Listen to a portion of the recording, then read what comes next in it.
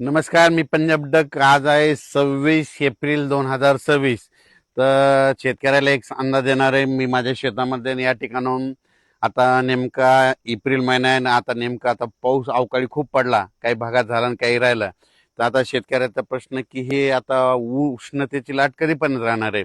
तर राज्यातल्या सर्व शेतकऱ्याला सांगू इच्छितो की राज्यामध्ये आता उद्या 27 एप्रिल पासून राज्यात चांगली तीव्र उष्णतेची लाट येणार आहे. काही ठिकाणी 40 अंश, 41 अंश, 42, 43, 45, काही ठिकाणी 47 आणि एखाद्या जिल्ह्यात मात्र 48 अंशापर्यंत राज्यात उन्हाचा पारा जाणार आहे. म्हणून हा अंदाज सर्व शेतकऱ्यांनी लक्षात घ्यायचा.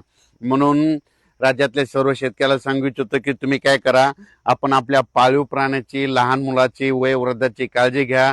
त्यांना उन्हामध्ये फिरू देऊ नका. म्हणून हा अंदाज सर्व शेतकऱ्यांनी लक्षात घ्यायचा. म्हणजे राज्यात सांगायचं झालं तर सध्या तरी आता 10-15 दिवस पावसाचं वातावरण नसणार आहे. म्हणून राज्यातल्या सर्व शेतकऱ्यांनी अंदाज लक्षात घ्यायचा.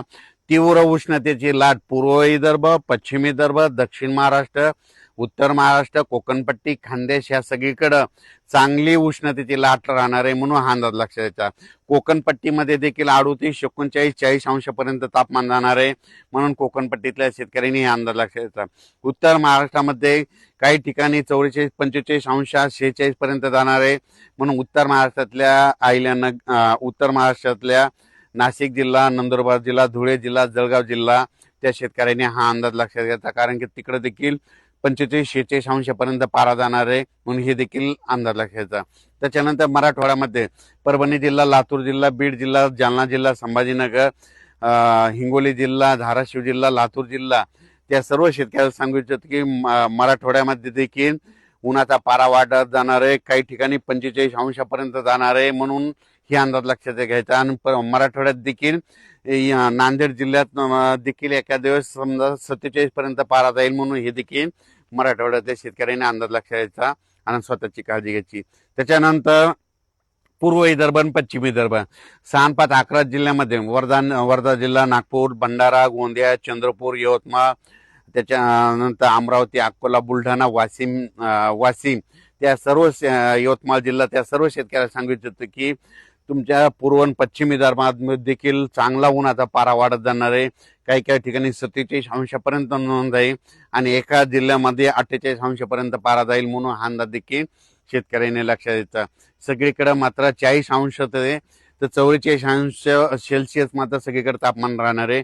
म्हणून हे लक्षात घ्यायचं. आता सर्व शेतकऱ्याला सांगू इच्छितो की आता उद्यापासून हवामान कोरडं राहणार आहे. मग आता परत पाऊस कधी येणार आहे. तर राज्यातल्या सर्व शेतकऱ्याला सांगू इच्छितो की तुमच्या शेतीचे कामे करून ठेवा.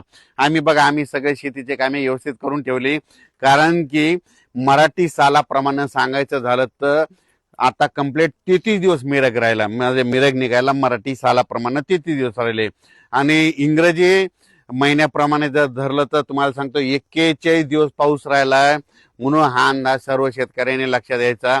म्हणजे इंग्रजी महिन्याप्रमाणे 41 दिवस पाऊस राहिला ते हे एक लक्षात द्यायचं. आणि मराठी आखिदी झाल्याच्या नंतर कंप्लीट 40 दिवसाला मिरग निघतो. म्हणून हे देखील सर्व शेतकऱ्यांनी लक्षात घ्यायचं. आणि राज्यात तुम्हाला सांगू इच्छितो मे मध्ये मग मान्सून दस्तक कधी देणार आहे.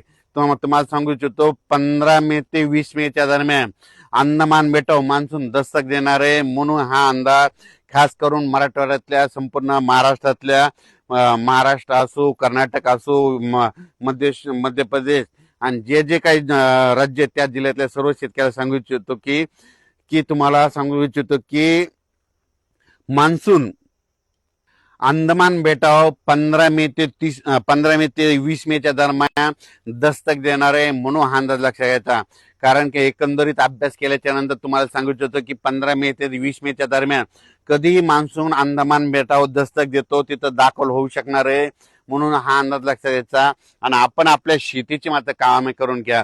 पावसाचं काम करीत असतो म्हणून आपण आपल्या शेतीचे कामे करून घ्या. सगळ्यात महत्वाचं आपण शेत रेडी करून ठेवणं गरजेचं आहे. पाऊस यायचं तेव्हा येईल, पण सगळ्यात महत्वाचं ते. त्याच्यानंतर काय झालं की बऱ्याच शेतकऱ्याचे असे फोन आलेत यावर्षी एल निनो पाऊस यावर्षी कमी पडणार आहे. तर मला सांगू इच्छितो एल निनो असो या नसो, दरवर्षी आपल्या भारतामध्ये मान्सून येणार तर येणार, येतो तर येतो. हे सर्वप्रथम लक्षात घ्यायचं. तर तुम्हाला एक सांगतो एल निनो बद्दल एक छोट सविस्तर सांगतो. तुम्हाला सांगतो एल निनो कधी उद्भवतो, डिसेंबर महिन्यामध्ये उद्भवतो. आणि डिसेंबर महिन्यामध्ये आपल्या इकडं थंडी असते. मग डिसेंबर महिन्यामध्ये तिकडं प्रशांत महासागराचं तापमान कमी झाल्याच्या नंतर तिकडं खूप पाऊस पडतो. पण तुम्हाला एक सांगतो डिसेंबर मध्ये आपल्याकडे थंडी असते म्हणून त्याचा काही अर्थ येत संबंध नाही. तर तुम्हाला एक सांगतो, आता तुम्हाला सांगतो इंग्रजी महिने कधी सुरू होता, जानेवारीला महिना सुरू झाला, जून मध्ये पाऊस सुरू झाला आणि एल निनो डिसेंबर मध्ये उद्भवलाय. मग याचा अर्थ तुम्हाला सांगतो पुढच्या वर्षी डिसेंबर मध्ये एल निनो कसा राहील त्याचा आधीच आपल्याला भाकीत लावणं शक्य नसतं. म्हणून तुम्हाला सांगतो भारतीय हवामान प्रणालीमध्ये मान्सून दरवर्षी त्याच्या वेळोवेळी येणार येतो तोच येतो. पण यावर्षी कसं असं तुम्हाला सांगतो, हे ग्लोबल वॉर्मिंगमुळे वाढत्या तापमानामुळे काय झालं, निसर्ग 22 दिवस पुढे सरकला, थंडी 22 दिवस पुढे सरकली, उन्हाळा 22 दिवस पुढे सरकला. लहान मुलाला जरी विचारलं तर पाऊस कधी येणार, तू म्हणतो 7 जूनला येणार. पण ह्या वाढत्या तापमानामुळे ह्या 5 ते 7 वर्षामध्ये काय झालं, निसर्ग 22 दिवस पुढे सरकला. म्हणून दरवर्षी 7 जूनला पाऊस येतो ना, मग दरवर्षी त्या 7 जून मध्ये 22 मिसळा, म्हणजे जूनच्या शेवटच्या आठवड्यात पेरण्या होतील. म्हणून हे सर्व शेतकऱ्यांनी लक्षात यायचं. म्हणून हे अंदाज सर्व शेतकऱ्यांना लक्षात यायचा. यावर्षी तुम्हाला सांगतो हे सगळ्यात चांगलं आलंय. कशामुळं, यावर्षी म्हणजे खरीपात पाऊस कमी असला की पिकं चांगली येतात. खरीप बी चांगलं येणार आहे आणि रब्बी चांगलं येणार आहे. रब्बी मध्ये कशामुळे चांगलं येणार आहे, कारण की यावर्षी परतीचा पाऊस चांगला पडणार आहे. म्हणून यावर्षी रब्बीचं पीक देखील चांगलं येणार आहे. म्हणून शेतकऱ्यासाठी चांगलं साल राहणार आहे. म्हणून तोपर्यंत शेतकऱ्यांनी शेतीची कामे करून घ्यावी. आता उद्या 27 एप्रिल पासून चांगला उन्हाची तीव्रता वाढत जाणार आहे. म्हणून स्वतःची काळजी घ्या, वयोवृद्धांची घ्या आणि विशेष म्हणजे पशुधनाची काळजी घ्या. अचानक वातावरणात बदल झाला तर उद्या एक लगेच मेसेज दिला जाईल. धन्यवाद.